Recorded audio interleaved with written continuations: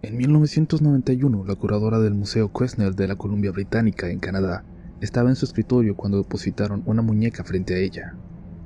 Acababa de ser donada por una mujer sin dejar mucha información. Solo dijo que la muñeca se estaba haciendo más frágil con el tiempo y no deseaba que su hija de 2 años la dañara irremediablemente al intentar jugar con ella. La muñeca, de nombre Miranda, era una antigüedad hecha de porcelana en la primera década del siglo XX, proveniente de Alemania o Inglaterra. Miranda, a la que de cariño llamaban Mandy, había pertenecido a la abuela de la persona que la donó, pero más que mostrarse triste por tener que deshacerse de una posesión que atesoró su familia por generaciones, la mujer parecía ansiosa por dejarla en el museo. Cuando la curadora tomó la muñeca para inspeccionarla, se sintió algo incómoda.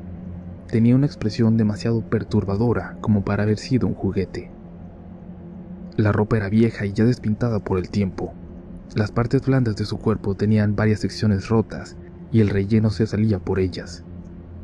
Pero lo que más impactó a la curadora fue el detalle increíblemente realista de los ojos y una cuarteadura en la frente, justo arriba del ojo derecho, que provocaba que éste sobresaliera un poco de la cara, dando la impresión de que la muñeca observaba atentamente a los espectadores a su alrededor. Mandy fue llevada al taller de restauración del museo para trabajar en algunos detalles y posteriormente ponerla en exhibición. Se colocó en una bolsa de plástico cerrada herméticamente para comprobar que no tuviera alguna de las especies de bichos comunes en los objetos antiguos. Cualquier animal dentro de ella saldría en busca de oxígeno y quedaría atrapado en la bolsa. Sin embargo, nada salió de ahí. La muñeca, con su rostro roto e hiperrealista, incomodaba e incluso asustaba al personal del museo que se acercaba a observarla. 2 trabajadores del taller juraron haber escuchado movimientos en el plástico de la bolsa, como si la muñeca estuviera moviéndose dentro de ella. Nadie la vio moverse, pero la muñeca cambiaba constantemente de posición. Luego de estos análisis iniciales, era tiempo de fotografiarla, el proceso natural para todos los objetos que llegaban al museo, para luego poder integrarse al archivo.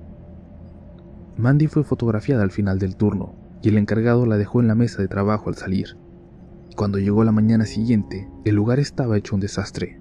Daba la impresión de que todo lo que estaba sobre el escritorio había sido lanzado hacia las paredes y estaba regado por toda la habitación. Incluso objetos grandes y pesados parecían haber sido empujados y ya no estaban en su lugar. Al principio, el encargado no lo comentó con nadie, pensando que no iban a creerle, hasta que el mismo desorden se repitió varias veces más cada que Mandy era dejada a solas en algún lugar durante la noche. La curadora comparó esos desastres en las salas con los que podría ser un niño durante una rabieta si se quedara solo en una habitación. Cuando Mandy fue finalmente puesta en exhibición, estaba junto a otras muñecas en la primera sección, cerca de la entrada del museo. Era lo primero que el público veía al entrar, pero los guías y el personal de seguridad comenzaron a escuchar recurrentes comentarios de los visitantes acerca de lo incómodos que los hacía sentir esa muñeca en particular. Al parecer, incluso sin conocer sus antecedentes, tenían la sensación de que había algo raro en ella. El museo comenzó a recibir fotografías que visitantes habían intentado tomar de la muñeca. La mayoría estaban veladas, algunas fuera de foco y otras con extrañas fallas de luz. Podrían parecer errores comunes para las cámaras desechables, populares en la época, pero ocurrían precisamente al fotografiar a Mandy. Se llegó al punto de tener que retirar a la muñeca de exhibición, aunque varios años después, ante la insistencia de nuevos visitantes, se reintegró para ser vista por el público. Esta vez ocupando un lugar al fondo del museo, en su propia vitrina de vidrio, y sin necesidad de que los visitantes pasaran frente a ella si no lo deseaban. Miembros del personal convencieron al director del museo para que permitiera que Mandy fuese analizada por un psíquico. Cuando finalmente aceptó, contactaron a un reconocido psíquico de la región, que al conocer el caso, se ofreció a analizarla sin recibir ningún tipo de pago. En su lectura de Miranda, llegó a la conclusión de que había sido víctima de un terrible abuso, pero no la muñeca, sino el espíritu que la habitaba. Lo que sigue a continuación es una historia que no está comprobada 100% y se considera una leyenda, parte del folclore de la región, pero se ha ligado a la muñeca desde que se dieron a conocer los extraños fenómenos ocurridos en el museo. La historia cuenta que un hombre escuchó el llanto de una niña al pasar por una casa camino a su villa después de un largo día de trabajo. Lo extraño de este llanto es que provenía de una casa que todos sabían había estado abandonada desde años atrás. No había razón para que un niño estuviera dentro. El hombre se acercó hasta la puerta y tocó, pero no hubo respuesta. El llanto continuó, así que no se dio por vencido e intentó mirar hacia la casa a través de las ventanas. Finalmente forzó la puerta, pero al dar unos pasos dentro del lugar, se dio cuenta de que el llanto venía desde abajo. Sin saber cómo bajar al sótano desde dentro de la casa, salió para buscar el acceso exterior, común en los sótanos de las casas de la época. Había barrotes y ramas sobre la entrada. Las removió desesperado porque el llanto era cada vez más intenso. Cuando terminó de quitarlas, el llanto cayó de repente. Abrió las puertas y la luz de la luna iluminó el interior. El cuerpo de una niña, al parecer muerta mucho tiempo atrás, yacía en el suelo, con una muñeca en sus brazos.